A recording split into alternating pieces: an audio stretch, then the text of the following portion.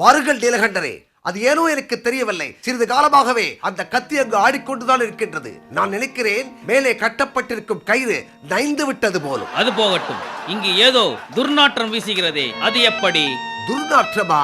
இருக்காதே.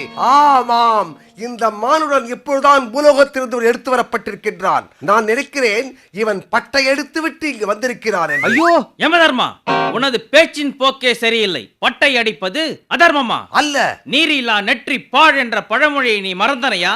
எனக்கு விருப்பமான திருநீற்று பட்டையை நெற்றியில் அணிந்து கொள்வது எந்த வகையில் அதர்மம்? அபச்சாரம், அபச்சாரம். சுவாமி, நான் உங்களுக்கு பிடித்தமான திருநீற்று பட்டை கூறவில்லை ஐயா.